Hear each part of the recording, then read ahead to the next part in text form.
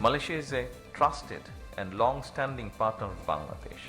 Our friendship is built on mutual trust, shared values, and strong people-to-people ties. Bangladesh Malaysia প্রধানমন্ত্রী বৈঠক, সমঝোতা স্মারক সই, চীনে পৌঁছেছেন তারেক রহমান।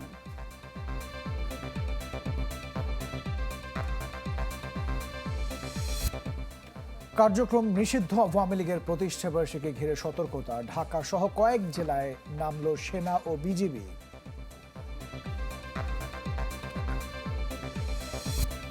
জুলাই হত্যার বিচার দাবিতে কাল ঢাকায় 11 দলের বিক্ষোভ, গণতন্ত্র বিকাশের লক্ষণ বললেন স্বরাষ্ট্রমন্ত্রী।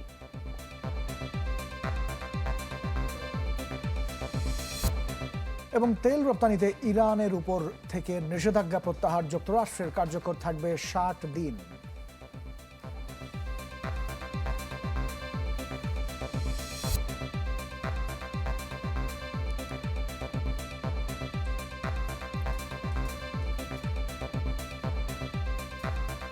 শুভেচ্ছা, আমন্ত্রণ চ্যানেল 24-এর রাত 10টার খবরে। শুনছিলেন সিলন ফ্যামিলি ব্লেন্টি শিরোনাম। আপনাদের সাথে আমরা দুজন থাকবো, আমি মোহাম্মদ ইমতিয়াজ এবং আমি ফারজানা নিশি।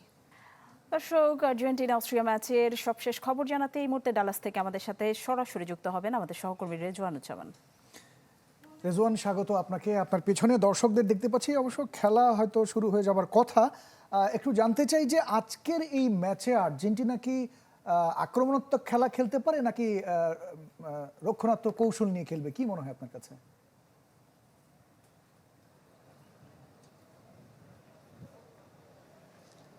ধন্যবাদ ইমতিয়াজ। খেলা শুরু হতে আরও ঘন্টাখানেক সময় বাকি, ঠিক 1 ঘন্টা পরে কিন্তু খেলা শুরু হবে। ইতিমধ্যেই অসংখ্য দর্শক ভেতরে প্রবেশ করেছেন, কিন্তু এখনও বেশ কিছু সমর্থক আসছেন এবং আমার পেছনে অপেক্ষা করছেন। তাদের কথা একটু বলতে চাই যে এদের অনেকের কি টিকিট আছে, আবার টিকিট নেইও।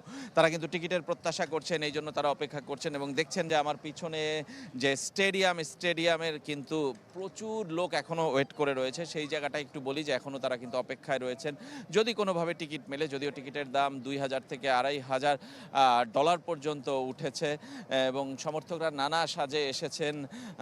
একজনকে আমরা দেখছি যে কাতারে যে পোশাকটি পেয়েছিলেন মেসি ওয়ার্ল্ড কাপ জেতার পরে, সেটি তিনি পরেছেন।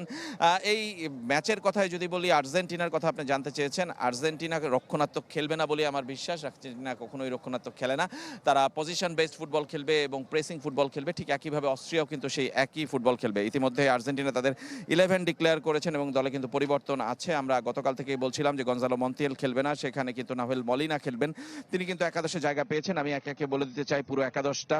এমিলিয়ানো মার্তিনেজ আছেন, লাউতারো মার্তিনেজ আছেন, ক্রিস্টিয়ানো রোমেরো আছেন, মেদিনা আছেন, Nahuel Molina, Rodrigo De Paul, Mac Allister, Enzo Fernandez, Lionel Messi, Thiago Almada এবং লাউতারো মার্তিনেজ। এবং সব মিলে যদি আমরা বলি লিয়ান্দ্রো পারেদেস, সব মিলে কিন্তু 11টা এরকমই আর্জেন্টিনা দলের। এবং আজকে পরিবর্তন এসছে এবং আর্জেন্টিনা দল অ্যাটাকিং ফুটবলই খেলার চেষ্টা করবে এবং তারা আক্রমণাত্মকভাবেই কিন্তু এগিয়ে যাওয়ার চেষ্টা করবে। কিন্তু অস্ট্রিয়ার রক্ষণ এবং অস্ট্রিয়ার প্রেসিং ফুটবলকেও কিন্তু সামাল দিতে হবে।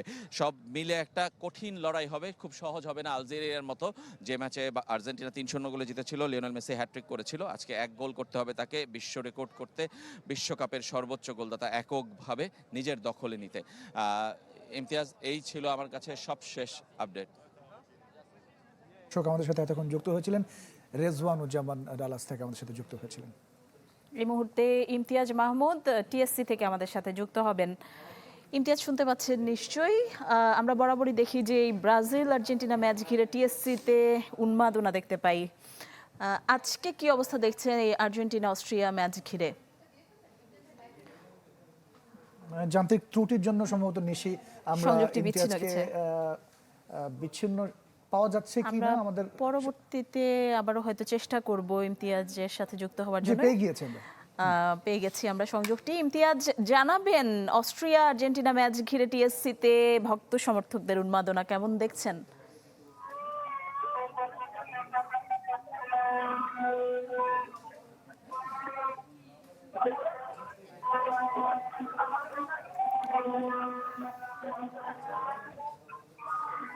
দর্শক, সংযোগটি বিচ্ছিন্ন হয়ে গেছে। আমরা পরবর্তীতে নিশ্চয়ই আপনাদেরকে সবশেষ তথ্য জানাবো। প্রধানমন্ত্রীর মালয়েশিয়া সফরে শ্রম বাজার উন্মুক্ত এবং প্রবাসীদের সুরক্ষায় তাগিদ দিল বাংলাদেশ। এদিন দেশটির প্রধানমন্ত্রী আনোয়ার ইব্রাহিমের সঙ্গে একান্ত বৈঠক করেন তারেক রহমান। পরে দুই দেশের মধ্যে সই হয় সমঝোতা স্মারক। মালয়েশিয়া থেকে শাহনেওয়াজ বাবলুর রিপোর্ট, ক্যামেরায় ছিলেন সাজিদুল আলম তুহিন। সরকার গঠনের পর প্রথম বিদেশ সফরে মালয়েশিয়ায় বাংলাদেশের প্রধানমন্ত্রী। সফরের দ্বিতীয় দিন সোমবার স্থানীয় সময় সকাল ৯টায় দেশটির প্রধানমন্ত্রীর কার্যালয়ে লালগালিচায় সংবর্ধনায় বরণ করা হয় তারেক রহমানকে। দেয়া হয় গার্ড অব অনার। পরে মালয়েশিয়ার প্রধানমন্ত্রীর কার্যালয়ে ভিজিটর বুকে স্বাক্ষর করেন বাংলাদেশের সরকার প্রধান। এরপর দ্বিপাক্ষিক বৈঠকে বসেন দুই দেশের সরকার প্রধান। এ সময় বাণিজ্য, বিনিয়োগ, সম্প্রসারণ, জ্বালানি সহযোগিতা, শিল্প ও কৃষি, শিক্ষা ও যোগাযোগ সহ বিভিন্ন ক্ষেত্রে সহযোগিতার বিষয়ে আলোচনা হয়। বৈঠক শেষে যৌথ সংবাদ সম্মেলন করেন দুই নেতা। শুরুতেই বৈঠকের বিষয়বস্তু তুলে ধরেন মালয়েশিয়ার প্রধানমন্ত্রী আনোয়ার ইব্রাহিম। নিজ দেশে শ্রমিক প্রয়োজনীয়তার কথা তুলে ধরে মানব সম্পদ বিনিময় প্রক্রিয়া স্বচ্ছ হওয়ার উপর জোর দেন তিনি। Yes, we need the workers. Yes, also, and more importantly, we have to protect the welfare of the workers and their families. এ সময় দু দেশের অর্থনৈতিক সমৃদ্ধিতে বাংলাদেশি শ্রমিক ও পেশাজীবীদের অবদান তুলে ধরেন তারেক রহমান। জানান, দ্রুত মালয়েশিয়ায় শ্রমবাজার খুলে দিতে বৈঠকে আলোচনা হয়েছে। Malaysia is a trusted and long-standing partner of Bangladesh. Our friendship is built on mutual trust, shared values, and strong people-to-people ties. Recruiting more Bangladeshi workers as well as to open labor market as soon possible. I also raised issues relating to regularization of illegal workers and repatriation of the detained Bangladeshi, if possible. অবৈধ শ্রমিকদের বৈধ করা এবং আটক বাংলাদেশিদের প্রত্যাবাসনের বিষয়ে সিদ্ধান্ত নিতে মালয়েশিয়াকে আহ্বান জানানো হয়েছে বলেও জানান বাংলাদেশের সরকার প্রধান।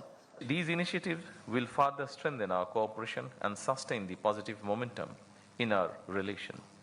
I am confident that today's discussion will open a new chapter in Bangladesh-Malaysia relations. যৌথ ব্রিফিং শেষে দুই দেশের প্রধানমন্ত্রীর উপস্থিতিতে সংস্কৃতি বিষয়ক একটি সমঝোতা স্মারক, সন্ত্রাসবাদ দমন বিষয়ে গবেষণা, সক্ষমতা বৃদ্ধিতে সহযোগিতা এবং বিনিয়োগ সংক্রান্ত দুটি দলিল বিনিময় করা হয়।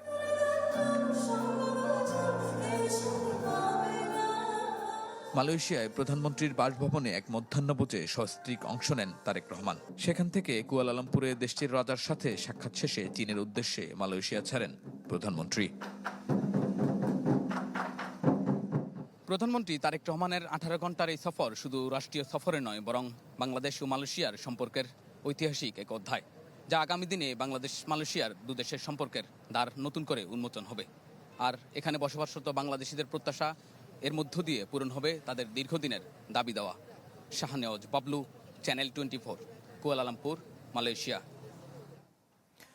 এদিকে মালয়েশিয়া সফর শেষে চীনে পৌঁছেছেন তারেক রহমান। প্রধানমন্ত্রী হিসেবে প্রথমবার চীন সফরে প্রায় 1.5 ডজন চুক্তি এবং সমঝোতা স্মারক সই হতে পারে। এছাড়া প্রধানমন্ত্রী অংশ নেবেন সামার ডাভোসে। চীনে বসবাসরত বাংলাদেশিরা বলছেন যে দেশে বেইজিংয়ের বিনিয়োগ বৃদ্ধিতে গুরুত্বপূর্ণ ভূমিকা রাখবে এই সফর। সুমন আহমেদের ক্যামেরায় চীনের ডালিয়ান থেকে আরো জানাচ্ছেন আশিকিন প্রিন্স। বিশ্বের অন্যতম অর্থনৈতিক পরাশক্তি চীন। দেশটির দালিয়ান শহরে অনুষ্ঠিত হতে যাচ্ছে 3 দিনব্যাপী সামার ডাভোস। এতে অংশ নিতে এরই মধ্যে আমন্ত্রিতরা আসতে শুরু করেছেন। এবারের সম্মেলনের প্রতিপাদ্য উদ্ভাবন। সামার ডাভোসে অংশ নিচ্ছেন বাংলাদেশের প্রধানমন্ত্রী তারেক রহমানও। পরে দ্বিপাক্ষিক বৈঠক করবেন চীনের প্রেসিডেন্টের সাথে। সই হবে কয়েকটি চুক্তি ও সমঝোতা স্মারক। যদি বাংলাদেশের পণ্য চীনা বাজারে প্রবেশ করতে চায় তাহলে প্রধানমন্ত্রীর চীন সফর নিয়ে কথা হয় দেশটির সাংবাদিক ওয়াং ছুয়াং জিনিয়ার সাথে। জানালেন, বাংলাদেশের প্রধানমন্ত্রীর এই সফরকে ইতিবাচকভাবেই দেখছে চীন। সুযোগ রয়েছে বিনিয়োগ বাড়ানোর বিষয়টিও। চীন এবং বাংলাদেশের মধ্যে সহযোগিতা সুযোগ বেশি, কিন্তু চ্যালেঞ্জও অনেক বেশি। এবং দু দেশের মধ্যে আসলে তো অর্থনৈতিক এবং বাণিজ্যিক ক্ষেত্রে আসলে একটি ভারসাম্যহীন যে অবস্থা রয়েছে। আমার মনে হয় যে চ্যালেঞ্জের চেয়ে সুযোগ অনেক বেশি। কথা হয় চীনে বসবাসরত বাংলাদেশি ব্যবসায়ী এবং শিক্ষার্থীদের সাথেও। এই সময় তারা গুরুত্ব দেন ব্যবসা, বিনিয়োগ ও শিক্ষার ক্ষেত্রে বর্তমানে যেসব চ্যালেঞ্জ আছে তা দূর করার। চায়নার সাথে সম্পর্ক হইলে বাংলাদেশেরই লাভ। বাংলাদেশের ব্যবসা সেক্টর বাড়বে, বাংলাদেশের ইনভেস্টমেন্ট হবে, চাইনিজ ইনভেস্টররা যাবে, বাংলাদেশের কর্মসংস্থানের যে সুযোগ সেটা বৃদ্ধি হবে। আশা করি প্রধানমন্ত্রীর সফরে এই শিক্ষা খাতটা আরও শক্তিশালী হবে। আমরা এক্সপোর্ট ইম্পোর্টের গ্যাপটা হিউজ, সো এই গ্যাপটাতে কমাইতে হইলে আপনি চায়না কিন্তু খুবই আন্তরিক। এই চীন সফর দুই দেশের ব্যবসা বাণিজ্য এবং জনগণের ভিতরে সম্পর্ক উন্নয়নের দিক নির্দেশনা দিবে।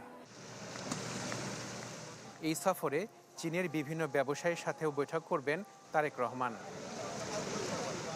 প্রধানমন্ত্রী হিসেবে দায়িত্ব নেবার পরে প্রথমবারের মতো চীন সফর করছেন তারেক রহমান। তার এই সফরের মধ্য দিয়ে দুই দেশের সম্পর্ক আরও উচ্চতর পর্যায়ে যাবে বলে মনে করছেন দুই দেশের সংশ্লিষ্টরা। আশাকেন প্রিন্স, চ্যানেল 24, দালিয়ান, চীন।